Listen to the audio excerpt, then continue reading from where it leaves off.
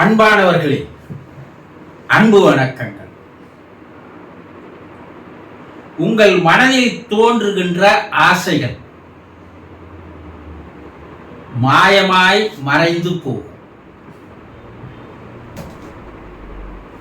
ஆசைகள் இல்லாத மனிதர்கள் இல்லை. ஒரு பழைய சினிமா பாடல், ஆசையே அலை போலே நாமெல்லாம் அதன் மேலே ஓடம் போலே வாழ்ந்திடுவோமே வாழ்நாளிலே. அற்புதமான கருத்துக்கள். ஒவ்வொரு மனிதர்களுடைய வாழ்க்கையும் ஆசைகளால் தான் சென்று கொண்டிருக்கிறது. ஆசை இல்லாமல் மனிதர்கள் கிடையாது. இந்த ஆசைகள் எல்லாம் நிரந்தரமானவையா, நீடித்து இருக்கக்கூடியவையா, நிலைத்து இருக்கக்கூடியவையா என்று பார்த்தால் எந்த ஆசையும் கடைசி வரைக்கும், வாழ்கின்ற வாழ்நாளுடைய கடைசி வரைக்கும் வருவதே இல்லை. ஆசை தோன்றுகிறது, உடனே மறைந்து விடுகிறது. மழை காலங்களில் மழை நீரானது கீழே நீரில் ஒழுகும் போது சொட்டு சொட்டாக அந்த தண்ணீரில் வரும்போது ஒரு நீர்க்குமிழி தோன்றும். தோன்றிய உடனேயே அந்த நீர்க்குமிழி உடைந்துவிடும். அதுபோல நம்முடைய ஆசைகள் எல்லாம் தோன்றுகிறது, உடனே மறைந்து விடுகிறது. எங்க உங்ககிட்ட 20 வருடங்களாக ஒரு ஆசை என் மனதில் இருக்கிறது என்று சொல்லுங்க பார்க்கலாம். கிடையாது.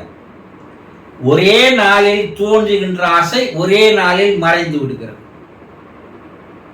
இல்ல அந்த ஆசை நிரந்தரமா இருக்குதா? கிடையாது. ஒரு பொருள் மீது ஆசைப்படுகிறீர்கள், அதை அடைவதற்காக முயற்சி செய்கிறீர்கள், அதை அடைந்தும் விட்டீர்கள்.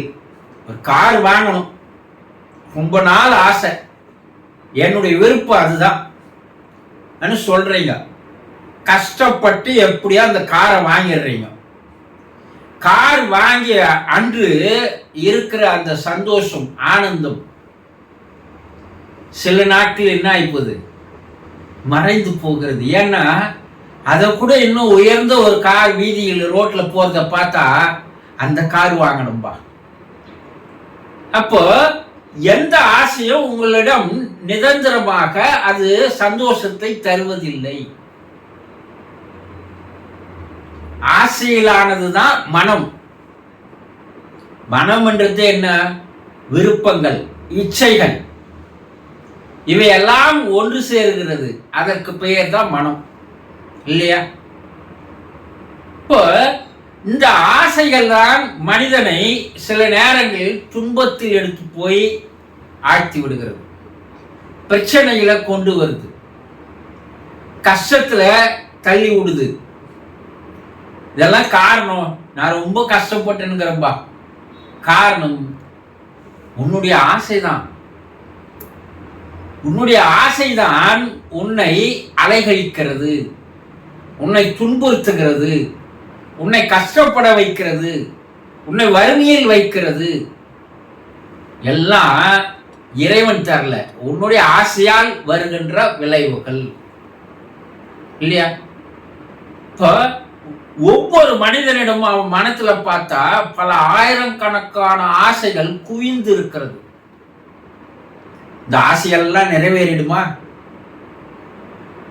கிடையாது. பல ஆசைகள் நிறைவேறாமலேயே போய்விடுகிறது. காரணம், அதுக்குண்டான முயற்சிகள் நாம் எடுப்பதில்லை. ஆசைப்படுறோம், ஆனா அது நடைபெறுவதில்லை. அப்ப ஆசை அறவே ஓய்த்து விடு. நாம் புத்தர் ஆசையை அறவே ஓய்ச்சிட்டு வாழ முடியுமா? இன்னும் பல ஆண்டுகள் வாழ வேண்டும் என்பது கூட ஆசை தானே. நாளைக்கு உயிரோடு இருக்கணும்னு நினைக்கிறது ஆசை தானே, இல்லையா? அடுத்த நிமிடம் நம்ம என்ன செய்ய போகிறோம் நினைக்கிறோம், அதுவே ஆசை தானே. ஒரு பொருளை பார்க்கிறோம், உடனே அது மேல ஆசை வருது, விருப்பம் வருது. ஒரு நாளைக்கு நம் கண் காணுகின்ற பல காட்சிகளில் பாதி விருப்பங்களாக ஆசைகளாக எல்லாம் மாறிடுது. அப்ப நாள்தோறும் ஆசைகள் தோன்றிய வண்ணம் இருக்கிறது. அதுல 99% ஆசைகள் நிறைவேறாமலேயே போய்விடுகிறது. இந்த நிமிஷம் ஒரு ஆசை தோன்றுது, ஆனா அடுத்த 1 மணி நேரத்துல அந்த ஆசை மறைந்து போய்விடுகிறது. இப்ப என்னதான் செய்யணும்? நம்மால் எதை நிறைவேற்ற முடியுமோ, எதை சாதிக்க முடியுமோ, எதை பெற முடியுமோ அதை மட்டும்தான் ஆசையாக நாம் மாற்றிக்கொள்ள வேண்டும். ஆசையை ஓரளவிற்கு சீரமைத்துக் கொள்ள வேண்டும். இது என்னால முடியும், அதனால நான் ஆசைப்படுறேன். என்னால முடியாத ஒண்ணுக்கு மேல நான் ஆசைப்பட்டேன்னா அது என்ன ஆகுது? எனக்கு கவலையை தருகிறது, ஏமாற்றத்தை தருகிறது, வருத்தத்தை தருகிறது. இந்த ஆசை பலவிதமா குட்டிகளை போட்டு என்ன ஏமாற்றம், கவலை, வேதனை இவையெல்லாம் எதால வருது? ஆசையால் வருவது. ஆசைப்படுறீங்க, அது முடியல, நிறைவேற முடியல, நம்மால அதை வாங்கவே முடியலையே, கவலைப்படுறீங்க. அந்த பொருளை பார்க்கும் போதெல்லாம் வேதனை அடையிறீங்க. அவன் மட்டும் அந்த பொருள்ல போறான், அந்த கார்ல போறான், நம்மால காரை வாங்க முடியலையே. ஒரு பெரிய வீட்டை பார்த்தா நல்ல பணக்கார பெரிய வீட்டில் வாழறான், நம்மால வாழ முடியலையே, வீடு கட்ட முடியலையே. நல்ல ஒரு பெண்ணோடு ஒரு போனா அழகான மனைவி, நமக்கு அழகான மனைவி கிடைக்கலையே.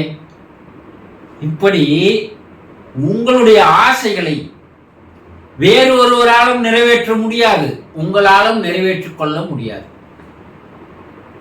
இந்த ஆசைதான் அனைத்து விதமான துன்பங்களுக்கும் காரணம் என்று புத்தர் கூறுகிறார். வாழ்க்கையில் வரக்கூடிய பிரச்சனைகள் எல்லாம் என்ன காரணம்? வறுமைக்கு காரணம், துன்பத்திற்கு காரணம், துயரத்திற்கு காரணம், கண்ணீர் விடுவதற்கு காரணம் எல்லாமே என்ன சொல்றார் புத்தர்? ஆசையால் வந்தவைதான். இப்ப என்ன செய்யணும்? ஆசையை நாம் சீரமைத்துக் கொள்ள வேண்டும். அப்படின்னா எதை நம்மால முடியும், எதை நம்மால சாதிக்க முடியும், அது மேல மட்டும்தான் நம்ம ஆசைப்படணும். நம்மால கார் வாங்க முடியாது, அப்ப எதுக்கு அந்த கார் மேல நம்ம ஆசைப்படணும்? நம்மால பெரிய வீடு கட்ட முடியாது, அதனால ஏன் நம்ம ஆசைப்படணும்? அப்ப நம்மால் எதை சாதிக்க முடியுமோ, எதை நிறைவேற்ற முடியுமோ அதை மட்டும்தான் நம்ம ஆசைப்படணும்ன்ற ஒரு மனப்பக்குவம், ஒரு மன தெளிவு வந்துட்டா பல பிரச்சனைகளிலிருந்து நாம் வெளிவந்து விடலாம். அப்போ ஆசைகள் என்பது தோன்றி உடனே மறைந்து போகக்கூடியது. அப்படி தோன்றி மறையுத அதோடு போயிடுதான்னா அது நமக்கு கவலை, வேதனையை, துக்கத்தை தந்து விட்டு போகிறது. அப்போ ஆசைகளை நாம் முதல்ல எது நம்மால நிறைவேற முடியும், எது நிறைவேற முடியாது, இதை ஒரு தெளிவான கண்ணோட்டத்தோடு நாம் அந்த ஆசைகளை நாம் சீரமைத்து கொண்டால், சரி செய்து கொண்டால் வாழ்க்கையில் 90% பிரச்சனைகளிலிருந்து நாம் வெளிவந்து விடலாம் என்பதை தெளிவாக தெரிந்து கொள்ளுங்கள். சந்தோஷம்.